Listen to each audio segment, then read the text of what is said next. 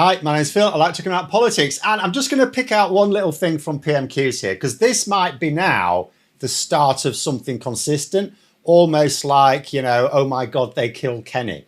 Because you need to make this a meme. I'm going to discuss that in a moment. But a Labour backbencher asked a question, clearly in conjunction with the whips and therefore Keir Starmer, that made a really good point. The backbencher made a really good point on his own merits, but it also allowed Starmer to push a consistent message that the media don't seem to be. But first, for daily news and politics, please click the subscribe button so you stay notified. So let's have a little listen to the beginning of this question. I'm going to split this into a couple of bits. Thank you, Mr. Speaker. Central to growing our economy is delivering major events that drive footfall and investment. So does the Prime Minister share my disappointment that since Reform took over the running of Durham County Council, they've slashed funding for Durham Pride, which brings in 20,000 people a year. So Just going to pause it there. Can I point out a couple of things? So first of all, the point he's making, it's a very, very good point. So I've tended to focus quite a lot on Reform UK in local government in terms of the fact that they don't know what they're doing, right? A lot of parties, when they're standing for election in local government, they've got a broad idea of how local government works, the state of the finances. So when they make promises, they may or may not be honest about them, but they've got, at least when they're going to be honest about it and they're going to say, we're going to do this and they intend to do it, they've got a plan for it. Reform UK went into it with no plan at all. It's quite clear from the reaction of a lot of Reform UK councillors that took over councils that they're not happy with the fact they're now breaking campaign promises. That suggests that for a lot of them, they didn't deliberately lie, that they meant it when they said they were going to cut waste and cut council taxes. Right? So there's inevitable infighting now between the Reform UK councillors who didn't care that they were lying and the ones who do care that they were lying, or maybe just the Reform UK councillors who have voters who care that they are now lying, right? So there's a lot of argy-bargy, a lot of chaos resulting from it, and they do not know what they're doing because they do not have the experience. That's one side. That's the side I've been pushing quite a bit. But then here's another one. This is a very interesting one, isn't it? For purely ideological reasons, Reform UK in Durham, which is where Crafty Wank does his business, you have got a festival that attracts people into the county to spend money in local businesses, and they've cancelled it, not on safety grounds, on purely culture war grounds. It's ideological grounds. They don't approve of it, so they're not having it in their county. But what's the consequence of this? The consequence of this is that those people then don't visit the county or don't go out to those areas on that particular day. So they're not spending that extra money. They'll go somewhere else because these people, if they want to attend a Pride event, they're going to attend a Pride event in some other county, right? So they take that money somewhere else. And those local businesses don't get that money. So that means they don't make as much money. Two consequences of that. The first, of course, is that might depress job opportunities. If a business doesn't make as much money, if it doesn't do as much business, doesn't need to hire as many people. And the second thing, of course, is not as much in terms of business rates going to the local council. Council effectively gets its money from a number of sources. It gets it from central government grants, which is largely tied to delivering certain services. So the council might have some leeway in how they deliver those services, but the government don't just give councils a pot of money and say, do with it what you like. It's tied to delivering certain services. So it's not really easy for a local council to chop that unless they want to not have the money. In terms of the spending where they've got a bit more leeway, it's what they raise themselves. So from council taxes and from business rates. Now, here's the thing. Reform UK promised to cut council tax by cutting waste. They've now realised there isn't all that waste to cut. So they can't cut the council taxes. In fact, they're going to have to raise them. Now, if you wanted to cut council tax, which is one of your forms of revenue, why wouldn't you want to, if anything, boost other forms of revenue? All councils want to boost their business. They want to help businesses. Like a council near to me, you know, in sort of Scunthorpe, it's a town close to me, for example, at the weekend, the big car park in the middle of town, multi-storey car park, it's free parking. Why? To attract people in during the weekend to use the high street. to make it as easy as possible. It's a really good car park, and when it's free, that's really good for getting people in to use the high street. That's the sort of thing a council does in order to help local businesses to boost those business rates, because they offset the cost of the not taking in the parking fees with the boost to local businesses and jobs, and therefore business rates. You've got the opposite happening here. And it's a really important thing to point out, although this is party politics, he's got every right as an MP in that area to say this is hurting local services, because that decision, and the other one he's going to mention in a minute, is going to reduce the amount of business rates taken in by that local council. That is reducing the amount of money they've got to spend on public services, which means they either have to increase the council tax to compensate for it, which they promised to reduce, or they have to cut public services back even further for purely ideological reasons.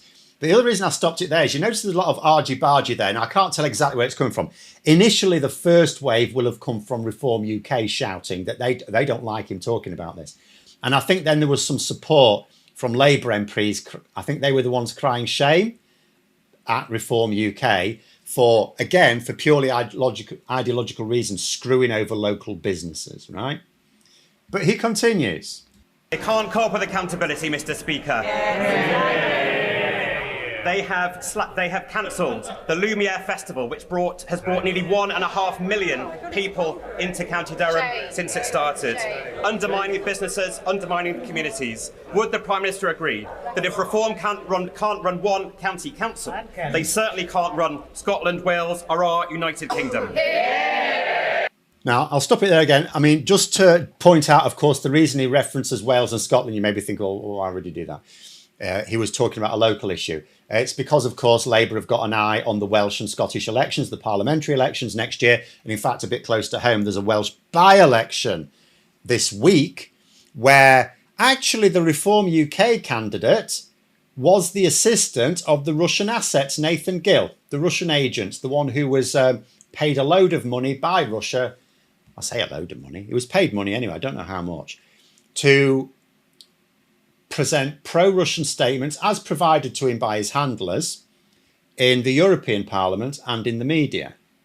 So basically, Reform UK are asking the people of Caerphilly to vote for the assistant of a Russian agent, right? And so that's the link there. But again, I mean, he gave another example there of where just for purely ideological reasons, Reform UK are saying we don't want these people here. We don't care if it hurts our businesses. We don't care if it reduces the business rates. We'll just cut more public services. That seems to be their attitude, right?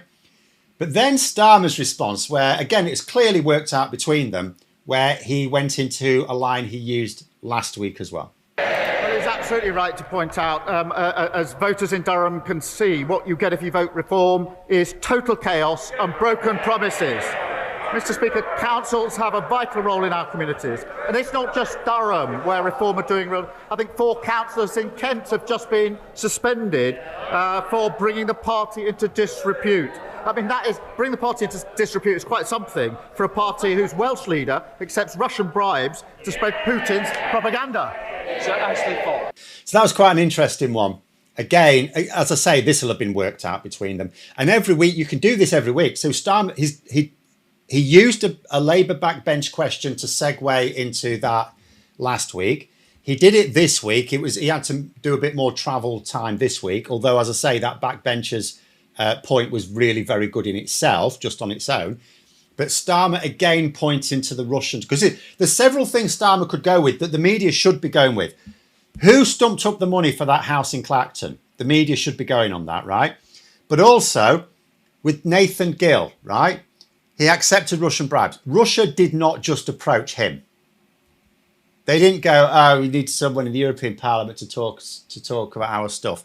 Nathan, he'll do it. Go and ask Nathan. Oh, yeah, Nathan says he'll agree. Oh, splendid. We don't need to ask anyone else then, do we? No. They'll have asked lots of people, right? They'll have asked lots of MEPs that they thought might be amenable. So that means even if no other like-minded MEPs around Nathan Gill, sort of former UKIP Brexit Party, Reform UK MEPs like Nathan Gill, including Nigel Farage, even if none of them accepted Russian bribes to say what they said. Several of them will definitely have been approached. Why hasn't anyone asked them what happened when they were approached? Why hasn't anyone asked Nigel Farage? Because Nigel Farage will definitely have been approached. I mean, they already had a working relationship and they worked on Russia Today, which is Kremlin's propaganda, broadcaster. Why wasn't he asked? They definitely approached him. Why wasn't they asked Nigel when they approached you? What happened? Why haven't you told us? Why haven't you mentioned it before? Why is this the first we're hearing about it? So Starmer should absolutely keep pushing on this. And it's like I've said, if you're going to say something, if you want something to be heard by the public, these days, you cannot just say it once. There's probably never a time when you could just say it once. But these days, you in this age of social media, and remember, a lot of people get their primary news from social media now. There's a large chunk of the population. It's not just that they get some news from social media. There's some people who get most of it from social media, right? So you need to turn your messages into memes. You need your messages to become memes, which means you have to keep pushing them. There was an unintentional meme before when they were in opposition with my father's a toolmaker, but they need to do the same thing really very deliberately in this case. Keep saying it, keep pushing it. It needs to be the "oh my God, they killed Kenny" of this Labour government at the moment. Keep pushing it. So I'm looking forward to next week. Next week, are we going to see another? Are we going to see another Labour backbencher that comes up with something about Reform UK that then leads into Keir Starmer going about, oh, Russian bribes. Do it every week, honestly. Get it to the point where it's boring. Get it to the point where Nigel Farage rolls his eyes every time Keir Starmer stands up. Get it to that point. That's what I would say. But let me know what you think in the comments below. Thanks for watching, and until next time, I'll see you later.